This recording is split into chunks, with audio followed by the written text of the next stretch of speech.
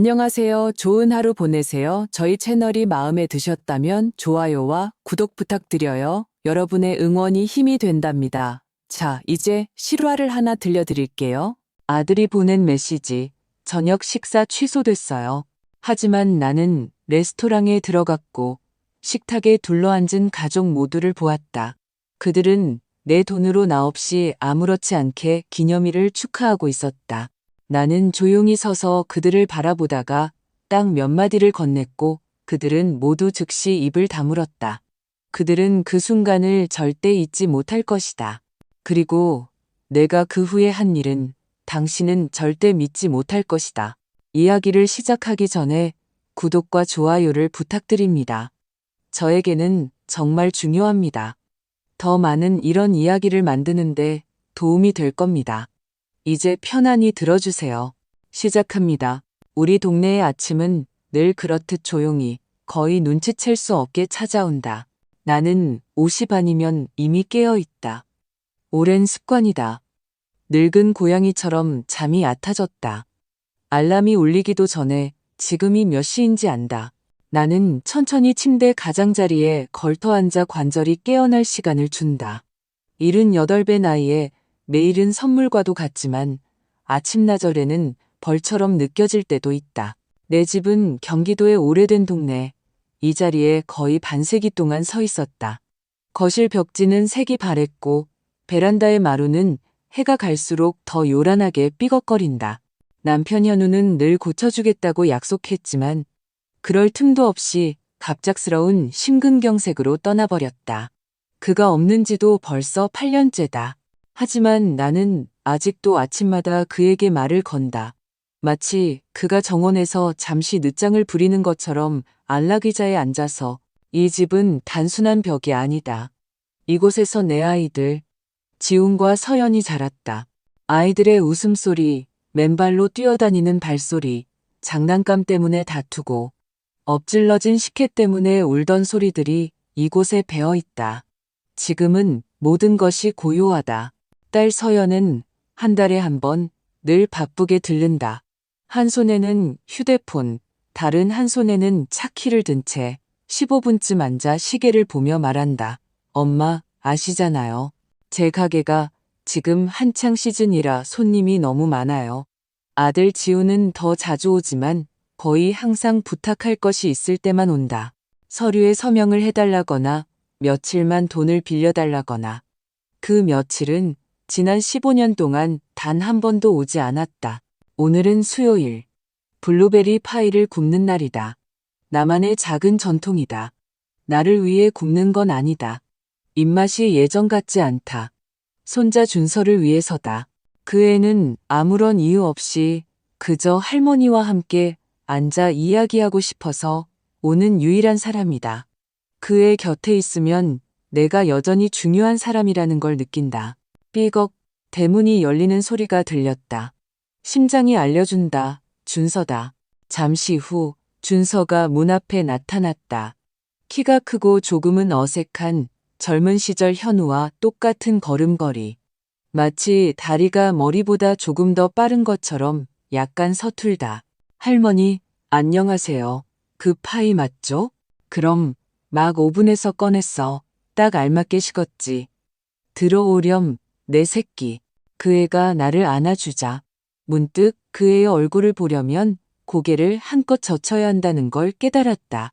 언제 이렇게 훌쩍 커버렸을까? 공부는 어떠니? 나는 그의 앞에 차를 놓으며 물었다. 그냥 그래요. 고등수학은 외계어 같은데 그래도 시험은 잘 봤어요. 교수님이 연구 프로젝트에 참여해보라고 제안도 하셨고요. 잘했구나. 내 할아버지 머리를 닮았어. 할아버지가 계셨다면 정말 자랑스러워 하셨을 텐데. 준서는 잠시 말을 멈추고 창밖의 오래된 사과나무를 바라본다. 현우가 어릴 적 준서에게 저 나무에 오르는 법을 가르쳐 주곤 했다. 준서가 아주 어렸을 때. 그때 지우는 떨어질 거라고 화를 냈지만 현우는 그저 웃으며 말했다. 넘어져도 괜찮아. 다시 일어나는 법을 배우는 게 중요한 거지. 할머니, 금요일에 뭐 입고 가실지 정하셨어요? 준서가 파이 한 조각을 베어 물며 갑자기 물었다. 금요일에? 내가 놀라 그를 쳐다봤다. 금요일에 무슨 일 있니? 그는 당황한 기색이 역력하게 굳어버렸다. 몇 초간 침묵했다. 엄마 아빠 결혼 30주년 기념일이잖아요. 느티나무 가든에 식당 예약했대요. 혹시 모르셨어요? 나는 말없이 그의 맞은편에 앉았다. 속에서 무언가 쿵 하고 내려앉는 기분이었다. 30주년. 정말 중요한 날이다. 당연히 축하해야지. 그런데 왜 나는 이 소식을 아들이 아니라 손자에게서 듣는 걸까? 아마 지훈이가 전화하려고 했을 거야. 나는 애써 태어난 척 말했다. 걔는 항상 모든 걸 나중으로 미루잖니. 준서는 아무 말 없이 그저 약간 미안한 듯 고개를 끄덕였다. 그는 모든 걸 이해했다. 우리는 여름 계획과 그가 도서관에서 만났다는 민지라는 여자아이에 대해 이야기를 이어갔다. 나는 들으며 웃고 질문했지만 마음속에서는 불안감이 웅웅거렸다. 왜 지훈이는 직접 전화하지 않았을까? 정말로 나 없이 축하할 생각인 걸까? 준서가 떠나고 주말에 다시 들르겠다고 약속했다. 나는 혼자 남았다. 창가로 다가가 거리를 내다봤다. 길 건너편에는 최 씨 아주머니 댁이 수요일마다 딸이 손주들을 데리고 온다. 시끌벅적하고 즐거운 소리가 들린다. 최 씨 아주머니는 벤치에 앉아 행복에 겨워 빛이 난다. 그리고 나에게는 파이와 따뜻한 차, 그리고 정적이 있다. 갑자기 전화벨이 울렸다. 화면에 아들 지훈이라고 떴다. 엄마, 저예요. 금요일일 때문에 전화했어요. 괜한 걱정을 했나 보다. 지금 초대하려는 거겠지. 그저 늦었을 뿐이라고 생각했다. 저희가 아내랑 조촐하게 저녁 식사라도 하려고 했는데 아쉽게도 그는 말을 흐렸다. 취소해야 할 것 같아요. 수진이가 아파서요. 열이 좀 나네요. 의사가 일주일은 푹 쉬라고 했어요. 나는 그의 목소리에서 거짓을, 무언가 미끄러운 것을 잡아내려 했었다. 뭐 도와줄 거라도 있니? 죽이라도 끓여다 줄까? 아니요, 아니요. 괜찮아요. 다 있어요. 그냥 알려드리려고요. 나중에 다시 날 잡아서 꼭 초대할게요. 그래, 아들아. 둘 다 몸조리 잘하렴.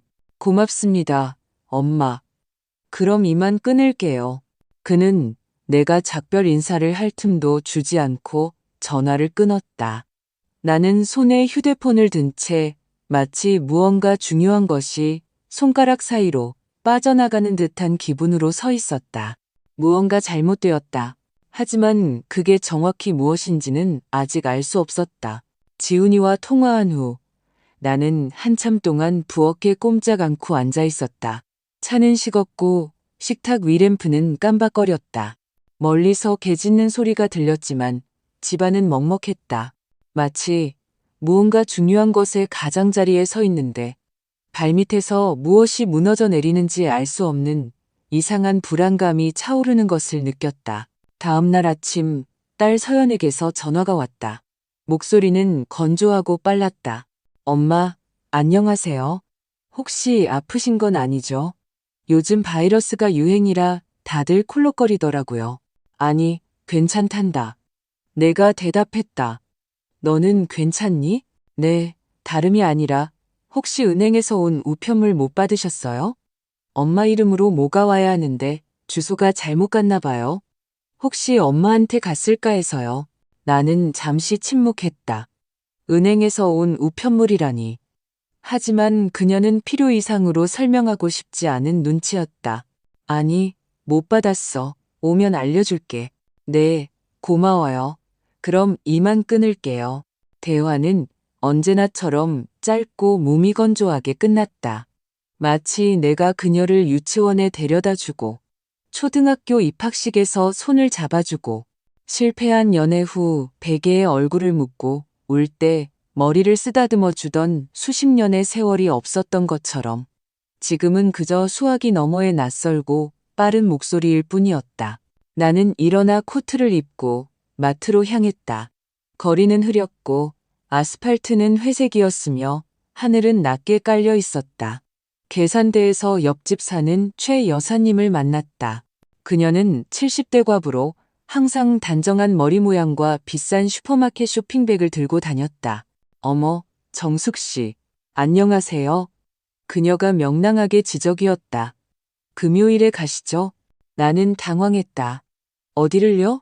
어디긴요? 느티나무 가드네요. 지훈 씨랑 수진 씨 기념일이잖아요. 우리 라인 사람들 거의 다 초대받았는데 명단에 없으셨어요? 나는 온몸이 얼어붙는 것을 느꼈다. 속이 꽉 조이는 기분이었다. 아마도요, 나는 중얼거렸다. 실수였나 보죠. 아니면 취소됐거나요. 수진 씨가 아프다던데요. 에이, 무슨 소리예요? 어제 약국에서 봤는데 얼굴도 뽀얗고 장바구니도 가득 들고 늘 그렇듯 활짝 웃던데요. 아마 그냥 조용히 보내고 싶었나 보죠. 요즘 젊은이들 파티하는 거 아시잖아요. 자기들끼리만. 나는 그녀의 눈을 보지 않은 채 고개를 끄덕였다.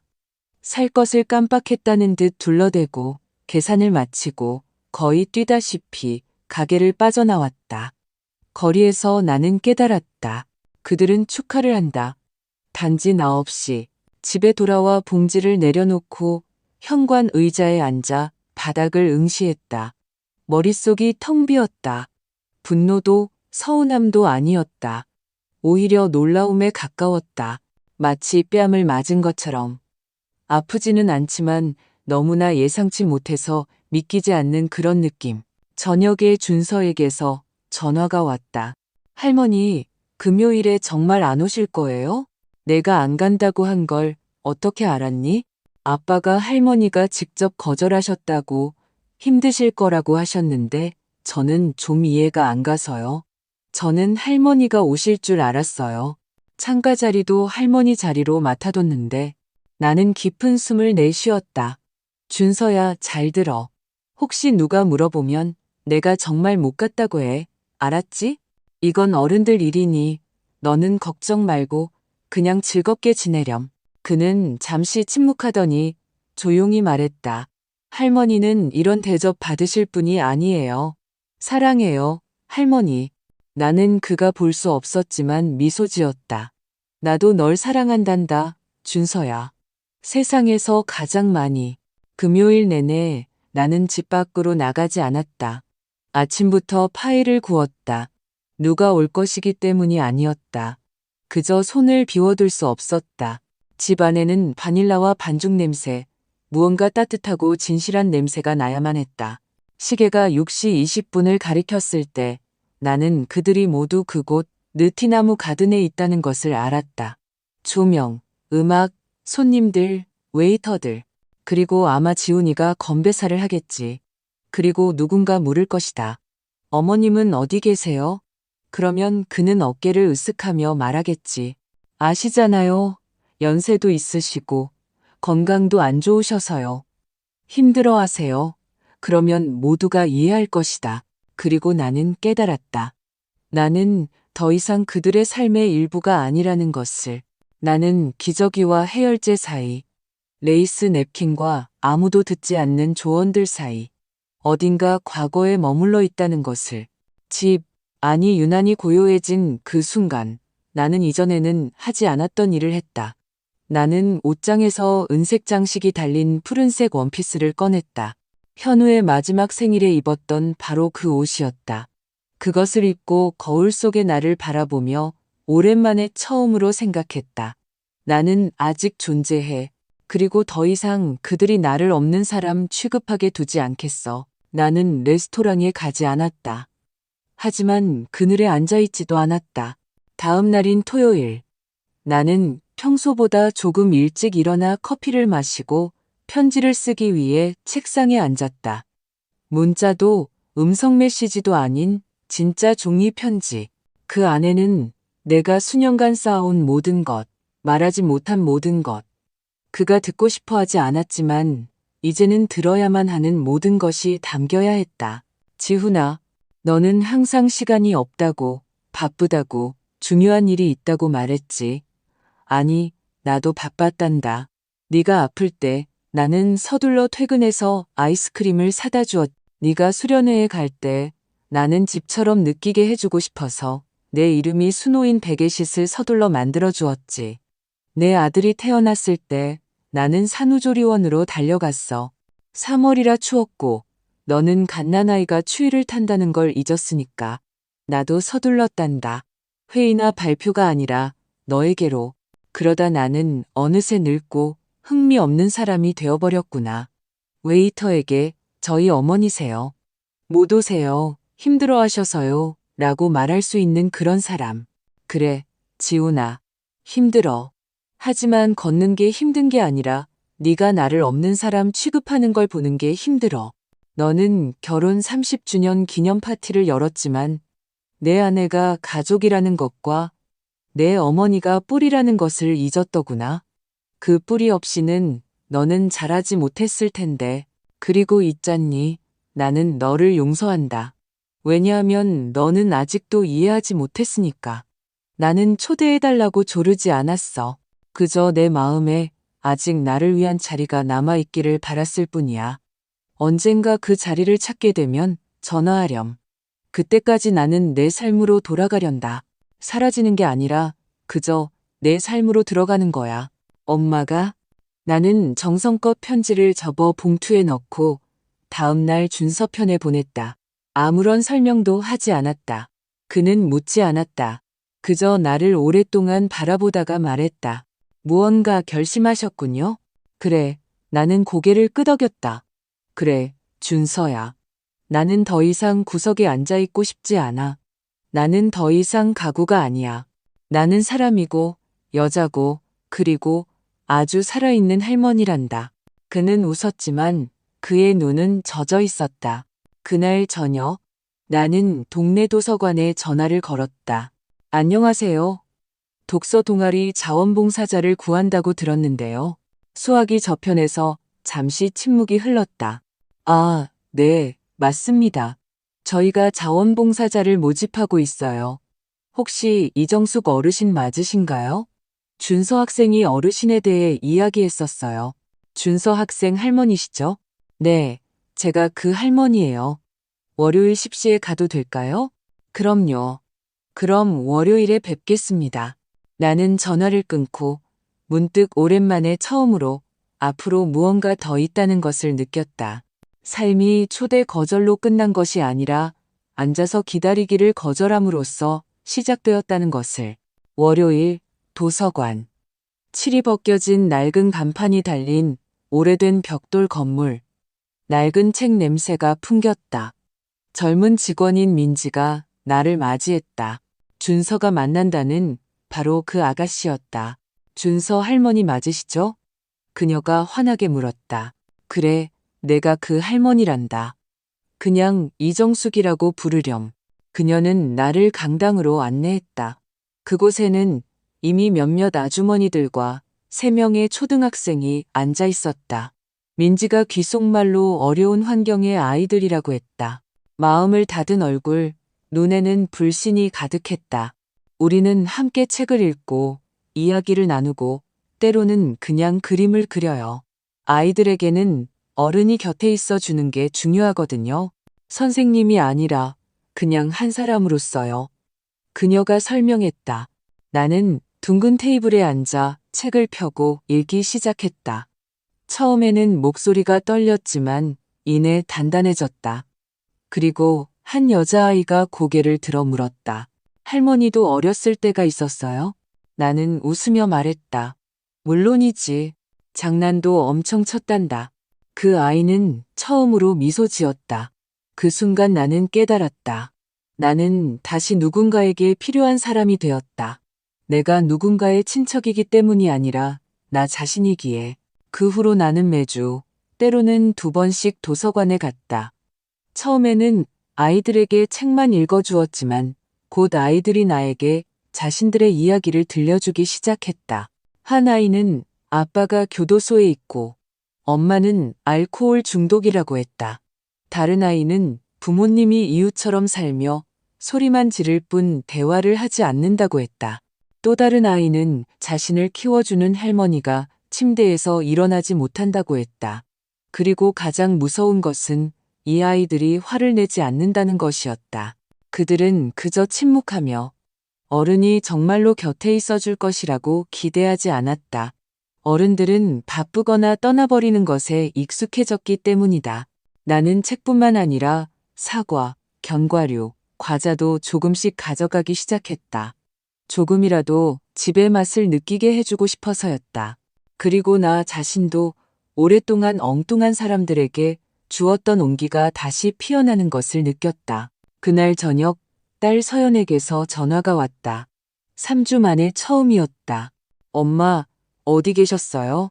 목소리는 긴장되어 있었지만 공격적이지는 않았다. 집에 있었지. 다 괜찮아. 저희가 준서한테 들었는데 요즘 도서관에 다니신다고요? 아이들에게 책을 읽어준단다.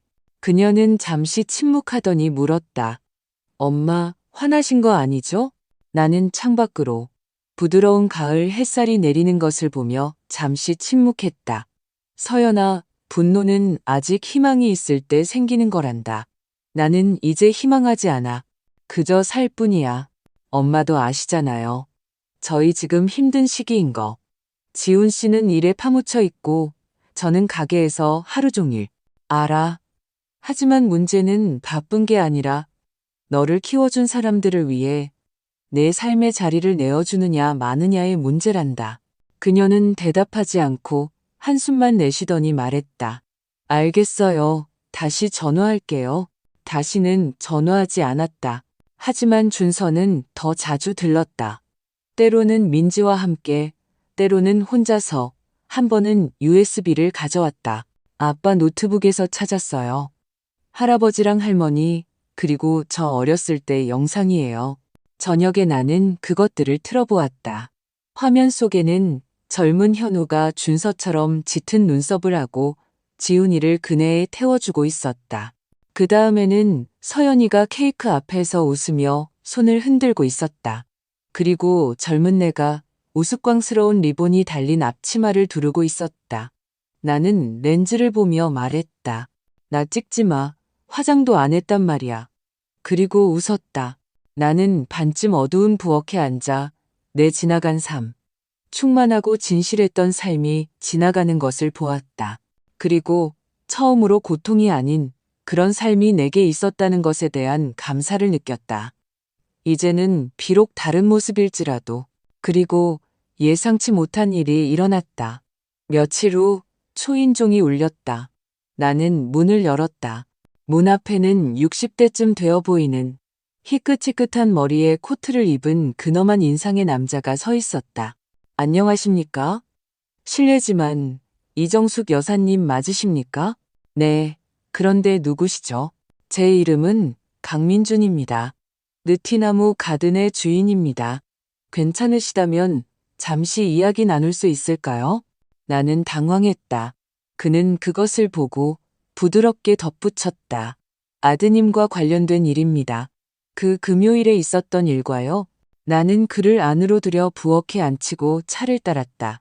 내 손은 떨리고 있었다. 그는 내 눈을 똑바로 보며 말했다. 제가 이 식당을 오랫동안 운영해 왔습니다. 별의별 일을 다 겪었지만 그 기념일에 본 것은 참으로 불쾌했습니다. 아드님과 며느님께서. 그는 잠시 망설였다. 그분들은 자신들만을 위한 저녁을 만들었습니다. 손님 명단은 사전에 조율되었고 몇몇 이름이 지워졌습니다. 여사님 이름도요. 나는 속에서 무언가 쿵하고 내려앉는 것을 느꼈다. 처음에는 실수인가 생각했지만 나중에 의도적이었다는 것을 깨달았습니다. 그저 여사님께서 아셨으면 했습니다. 우연히 잊힌 것이라고 생각하지 않으시도록요. 이것은 의도적이었습니다. 그는 잠시 침묵하다가 덧붙였다. 제가 남의 가정사에 끼어들 권리는 없습니다. 하지만 연회장에서 혼자 슬프게 앉아 계속 문 쪽을 바라보던 손주분을 보았습니다. 그리고 나중에 웨이터에게 이렇게 말하더군요. 할머니는 안 오세요. 초대를 못 받으셨거든요. 나는 시선을 돌렸다. 그가 내 손가락이 떨리는 것을 보지 않았으면 했다. 하지만 그는 모든 것을 이해했다. 끼어들어서 죄송합니다. 그저 여사님께는 진실을 알 권리가 있고 또한 침묵하지 않을 권리가 있다는 것을 말씀드리고 싶었습니다. 그는 일어나 코트를 바로잡았다. 언제든 느티나무 가든에 오셔서 그냥 쉬고 싶으시거나 차 한잔하고 싶으시면 제가 기다리겠습니다. 계산은 신경 쓰지 마시고요. 나는 고개를 끄덕였다. 그가 떠난 후 나는 한참 동안 문가에 서서 생각했다. 아직 모든 것이 끝난 건 아닐지도 몰라. 다음 날 아침 나는 미용실에 가서 그냥 간단한 드라이를 부탁했다. 뒤쪽을 조금만 다듬어 달라고. 사람들을 놀라게 하지 않으면서도 나다워 보이고 싶다고 농담했다. 젊은 미용사는 말했다. 머릿결이 참 고우세요. 진짜 안 같아요. 나는 오랜만에 처음으로 어쩔 수 없어서가 아니라 진심으로 미소 지었다. 오후에는 국민연금공단 지점에 들렀다. 오래전부터 확인하고 싶었던 것이 있었다. 90년대부터 건드리지 않고 놔둔 낡은 예금. 이자가 쌓였을 터였다. 대기는 언제나처럼 길었지만 나는 서두르지 않았다. 더 이상 달려갈 곳이 없었다. 1시간 반 후에 직원이 모든 것이 그대로 있고 언제든 인출할 수 있다고 말했을 때 나는 그저 고개를 끄덕였다. 아직은 괜찮아요. 그냥 확인하고 싶었어요. 집으로 돌아왔을 때 문 앞에 준서가 큰 봉투를 손에 꽉 쥐고 서 있었다. 할머니, 이거요. 그가 조용히 말했다. 아빠한테서 온 답장이에요. 직접 오실 용기가 없으셨나 봐요. 나는 봉투를 받고 고맙다고 했다. 준서는 내 이마에 입을 맞추고 떠났다. 들어오지도 않았다. 나는 안락 의자에 앉아 편지를 펼쳤다. 지훈이의 약간은 흐트러지고 힘이 들어간 필체를 바로 알아볼 수 있었다. 어머니, 무슨 말부터 시작해야 할지 모르겠습니다. 어머니의 편지를 받았을 때 손이 떨렸습니다. 예상하지 못했습니다. 어머니께서 그렇게 모든 것을 받아들이고 계실 줄은 몰랐습니다. 저는 어머니께서 익숙해지셨다고 생각했습니다. 저희가 바쁘고 전화하지 않고 잊어버리는 것에 저는 정말로 어머니께서 힘드셔서 오고 싶지 않다고 생각했습니다. 수진이가 그렇게 말했습니다. 저는 확인해보지 않았습니다. 그러다 준서를 보았습니다. 그 아이는 연회장에 있었지만 마치 우리와 함께 있지 않은 것 같았습니다. 내내 침묵하다가 말했습니다. 할머니 없이 어떻게 축하할 수 있는지 이해가 안 돼요. 그때 마치 한 대 맞은 것 같았습니다. 용서해 주세요. 그날 저녁 하루만이 아니라 지난 몇 년간 우리가 벽처럼 쌓아올린 침묵에 대해 용서해 주세요. 어머니께서 저를 용서해 주실 수 있을지 모르겠지만 저는 모든 것을 바로잡고 싶습니다. 부디 제가 찾아뵐 수 있게 허락해 주세요. 손님 없이, 수진이 없이, 그냥 저와 어머니 단둘이서요. 사랑을 담아 아들 지훈. 나는 편지를 여러 번 다시 읽었다. 울지 않았다. 그저 앉아 있었다. 그러고는 일어나 주전자에 물을 올리고 아침에 혹시나 그가 올까봐 남겨두었던 마지막 체리파이 2조각을 접시에 담았다. 하지만 그는 오지 않았다.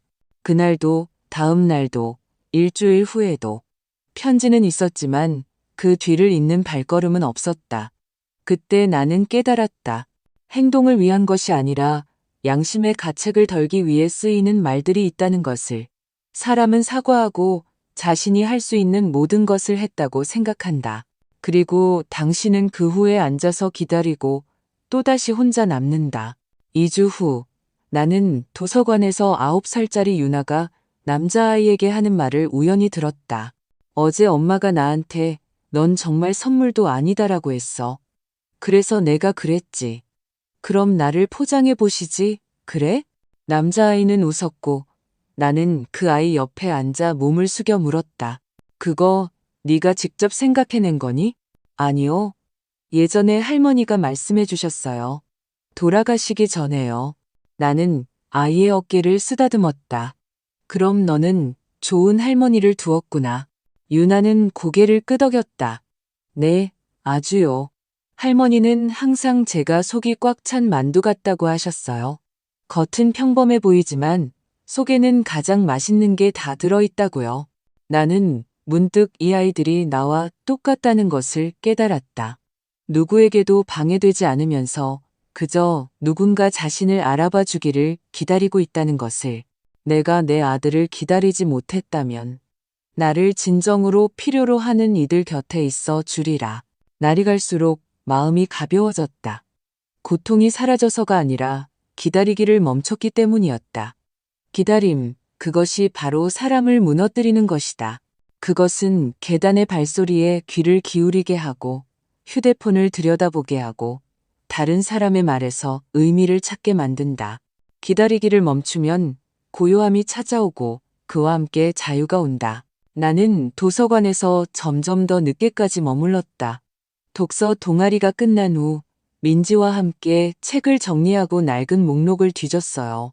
때때로 그녀는 집에서 만든 주먹밥이나 사과, 보온병에 담은 차를 저녁으로 가져왔다. 우리는 둥근 테이블에 앉아 서두르지 않고 삶에 대해 이야기했다.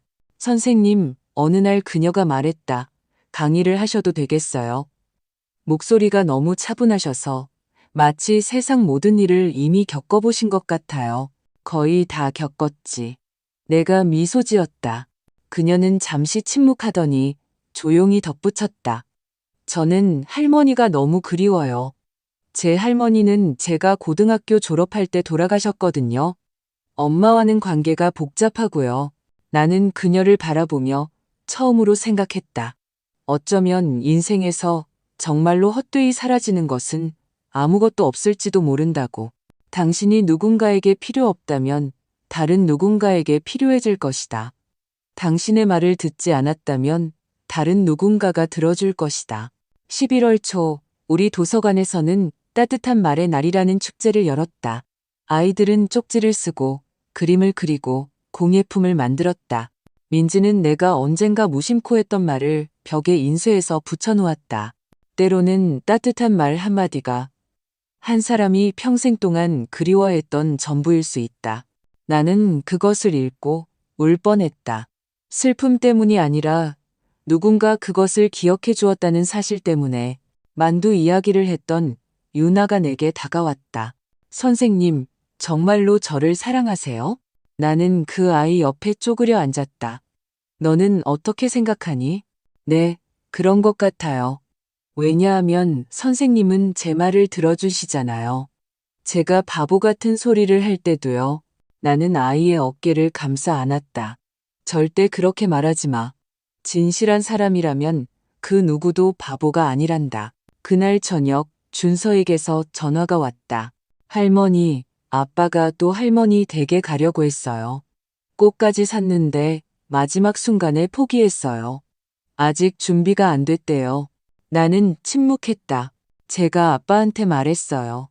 언젠가 할머니가 그냥 떠나버리시면 그때는 너무 늦을 거라고요. 준서야, 그렇게 말하지 마. 내가 부탁했다. 그건 그 애에게도 너에게도 아픈 말이잖니. 할머니는요? 나는 이미 마음속으로 떠났단다. 이해하겠니? 그는 침묵했다. 저는 상관없지 않아요, 할머니. 저는 계속 할머니 곁에 있을 거예요. 그리고 아빠가 언젠가 정신을 차리면 그를 받아들일지 말지는 할머니가 결정하세요. 나는 전화를 끊고 부엌으로 갔다. 머리카락 한 가닥을 귀 뒤로 넘기고 유리 찬장에 비친 내 모습을 바라보며 처음으로 생각했다. 나는 이제 더 이상 두렵지 않아. 나는 누군가의 그림자가 아니야. 나는 나야. 그리고 이제 아무도 그것을 빼앗아 갈 수 없어. 다음 날 아침 다시 문에서 초인종이 울렸다. 준서인가? 생각했다. 하지만 문 앞에는 며느리 수진이가 서 있었다. 손에는 가방을 들고 코트는 잠그지 않은 채 입술은 굳게 다물고 있었다. 그녀는 나를 오랫동안 바라보다가 말했다. 들어가도 될까요? 나는 고개를 끄덕이고 옆으로 비켜섰다. 우리는 부엌으로 갔다. 나는 그녀가 차를 원하는지 묻지도 않고 주전자에 물을 올렸다. 그저 손을 바쁘게 움직이고 싶어서였다. 수진이는 식탁에 앉아 가방을 옆에 조심스럽게 놓고 손가락을 깍지 꼈다. 돌려 말하지 않겠습니다. 어머님, 그녀가 말했다. 제가 온 이유는 준서가 그러더군요. 어머님께서 이제 도서관에서 아이들과 함께 지내신다고요. 그리고 마치 모든 것이 완벽한 것처럼 사신다고요. 그런데 지훈 씨는 그는 마치 공허 속에 있는 것 같아요. 말없이 다니고 일도 억지로 하고요. 그리고 저는 알아요. 그가 무언가를 잃었다는 것을요. 저도 그걸 보고 있고 그도 그걸 알아요. 하지만 아무것도 할 수가 없어요. 나는 침묵했다. 제가 잘못했다는 거 알아요. 수진이는 담담하게 말했지만 그녀의 눈은 반짝였다. 이렇게 되길 원한 건 아니었어요. 그저 저는 항상 어머님께서 저를 낯선 사람처럼 아들을 빼앗아간 사람처럼 보신다고 느꼈어요. 그래서 저는 뭐라도 하나는 제가 주도하고 싶었어요. 그래서 이번 기념일은 제 아이디어였어요. 제가 지훈 씨에게 어머님께서 오시기 힘들 거라고 말했어요. 그는 확인도 하지 않고 고개를 끄덕였어요. 그는 항상 제 말을 들어요. 그리고 저는 그것을 이용했어요. 그녀는 시선을 떨구었다가 잠시 후 물었다. 자신의 가족 안에서 불필요한 존재라고 느껴보신 적 있으세요? 나는 그녀를 바라보며 차분하게 대답했다. 그래, 지난 5년 내내 우리는 침묵했다. 주전자가 끓었다. 나는 두 잔의 차를 따라 식탁에 놓았다. 수진이는 한 잔을 들어 손으로 감쌌. 저는 멋지게 사과할 줄 몰라요. 하지만 부탁드립니다. 지훈 씨와 이야기 좀 해주세요. 그가 불쌍하고 고통스러워서가 아니라 어머님은 그의 어머니시고 그는 어머님을 사랑하니까요. 그저 그것을 어떻게 보여줘야 할지 모를 뿐이에요. 나는 생각하다가 말했다. 너는 그를 사랑하니? 그녀는 예상치 못한 질문에 당황했다. 잠시 침묵하더니 솔직하게 대답했다. 모르겠어요. 예전에는 그랬는데 지금은 사랑한다기보다 그를 잃을까봐 두려운 마음이 더 커요. 나는 고개를 끄덕였다. 그것만으로도 솔직하고 이미 많은 걸 의미한단다. 하나만 여쭤봐도 될까요? 그녀가 덧붙였다. 어머님은 단순히 서운하신 게 아니잖아요. 그전부터 무언가 있었죠. 있었지. 그저 내가 어떤지 아무도 묻지 않았던 너무 많은 세월이 있었을 뿐이야. 나는 엄마, 유모, 시어머니였지만 결코 그냥 지치기도 하는 한 사람은 아니었지. 그러다 모든 것이 쌓여서 더 이상 돌아가고 싶지 않은 날이 오는 거란다. 수진이는 일어섰다. 저는 이만 가봐야겠어요. 잠깐만. 나는 선반에서 작은 상자를 꺼냈다. 그 안에는 호박이 밝힌 낡은 브로치가 들어있었다. 언젠가 현우가 결혼 10주년에 선물해준 것이었다. 나는 그것을 수진이에게 내밀었다. 이건 화해의 표시도 무언가의 상징도 아니야. 그저 너는 내 아들의 아내이고 내 손자의 어머니니까. 너도 어딘가에서는 지쳤을 테지. 누군가 너를 보고 있다는 것을 상기시켜줄 물건 하나쯤은 가지고 있으렴. 그녀는 아무 말도 하지 못하고 그저 고개를 끄덕이고는 서둘러 떠났다. 그리고 현관에서 이미 문을 닫고 나서야 그녀가 속삭이는 소리를 들었다. 감사합니다. 저녁에 나는 깨끗한 노트를 꺼내 첫 페이지를 펼치고 썼다. 이것은 나의 이야기다. 자신에게로 돌아가기 위해 떠났던 한 여자의 이야기. 잊혔지만 스스로를 다시 기억해낸 여자의 이야기. 그리고 이제 이것을 다른 이들에게 들려줄 준비가 된 여자의 이야기. 나는 첫 세 줄을 쓰고 멈췄다. 무엇을 써야 할지 몰라서가 아니라 마침내 내 안을 들여다보는 것이 두렵지 않았기 때문이었다. 한 달이 지났다. 12월이 되었고 첫눈이 솜처럼 창턱에 쌓였다. 나는 창가에 앉아 차를 마시며 라디에이터에서 물 흐르는 소리를 들었다. 집은 조용했지만 이 고요함은 더 이상 나를 짓누르지 않았다. 그것은 나의 것이 되었다. 나는 계속 도서관에 갔다. 유나와 함께 그 아이를 닮은 인형을 꿰맸다. 준서는 겨울 독서를 위해 따뜻한 담요를 가져왔다. 민지는 아이들의 그림으로 작은 전시회를 열었다. 매일 아침 나에게는 이제 가야 할 곳과 이유가 생겼다. 의무감 때문이 아니라 마음이 이끌렸기 때문이다. 어느 날 저녁 집에 돌아오니 우편함에 엽서가 한 장 있었다. 우표도 봉투도 없이 그저 틈새에 조심스럽게 끼워져 있었다. 표지에는 눈 덮인 오래된 벚나무 그림이 있었다. 펼쳐보니 지훈이의 필체였다. 어머니, 지워지지도 녹아 없어지지도 않아주셔서 감사합니다. 어머니께서 진정 어떤 분이신지 보여주셔서 감사합니다. 저는 오랫동안 어른이란 돌보고 참고 침묵하는 사람이라고 확신했습니다. 어머니께서는 어른이란 자신의 말을 들어주지 않을 때 떠날 줄 알고 자신이 원할 때 돌아올 줄 아는 사람이라는 것을 증명해 주셨습니다. 저는 기다리겠습니다. 그리고 언젠가 어머니께서 차 한잔하고 싶다고 결심하시면 제가 직접 상을 차리겠습니다. 수진이 없이, 손님 없이, 오직 어머니와 저, 당신의 아들, 단둘이서요. 영원히. 나는 엽서를 들고 울지 않았다. 그저 앉아 있었다.